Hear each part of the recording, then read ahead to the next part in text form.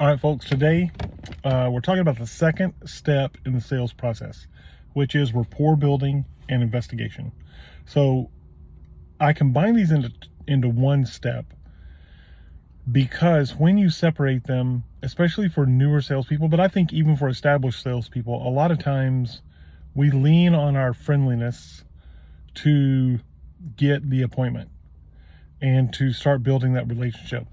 But you can quickly burn a lot of time talking to someone that you really probably shouldn't be talking to because they're not your ideal client.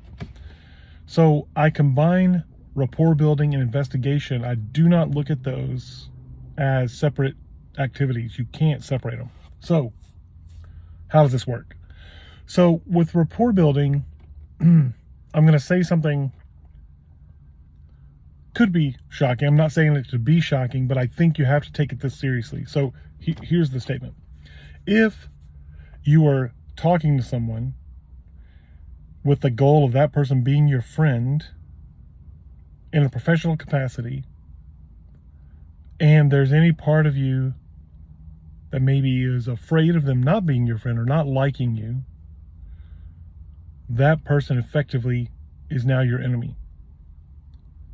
So you could make a case that's overstated, but here's what I mean. So when you're building that relationship and you're building that rapport, if you don't have in mind the winnowing process of saying this person is or is not a good fit for my offering, I need to put them in a back burner bucket or just not spend time talking to them in a professional capacity. If you don't have that in mind, then it's wasting your time. And that is the biggest enemy of salespeople, is wasting time. Talking to the wrong people is the biggest enemy. So how do you do this? How do you get better at rapport building with investigation? You must know your current customer. Reverse engineer what they're buying and how they're buying it, what their experience was like. Not just buying your product, your company's product, but that particular problem solution. When they're solving that problem, what is that experience like for them? That's going to tell you so much. And when you start speaking in those terms, then you change the game, you change the conversation. Now your rapport building has built into it the element of investigation, which essentially wakes that up in the conversation. Okay, so couple of examples. If you ever watch birds in a field, what the birds do is they come in and they make themselves really big. And what that does is that frightens the insects, and the insects jump up, let you know where the insects are, then they go eat them.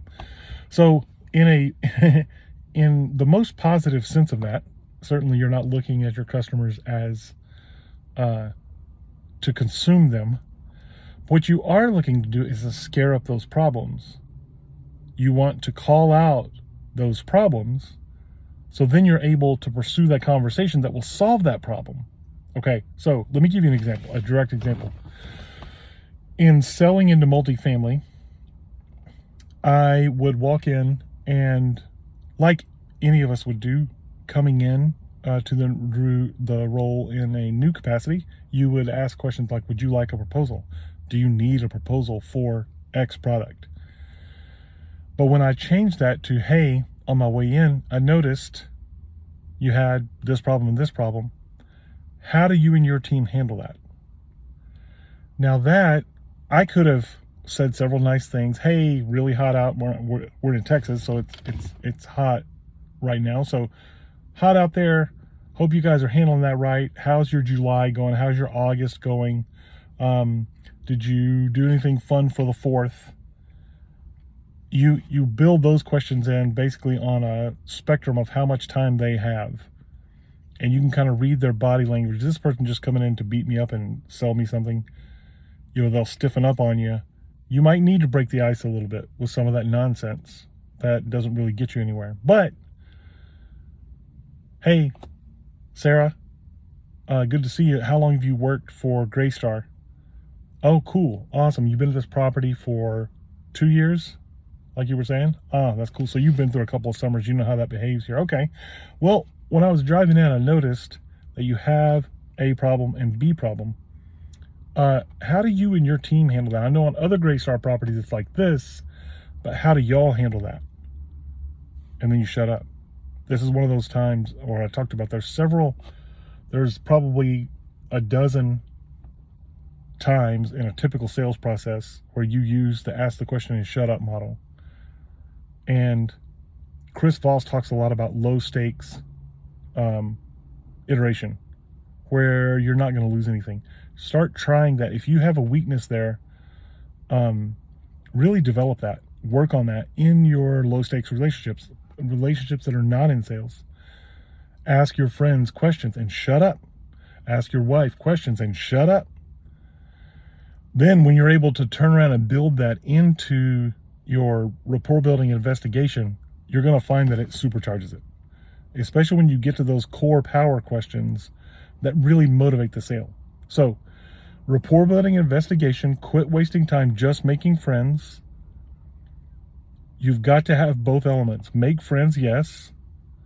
Talk about family and friends, vacations. But you must dig and learn whether this person is a good fit for your product or service. And you must learn the questions that motivate and effect that answer. And then live by that. Happy selling.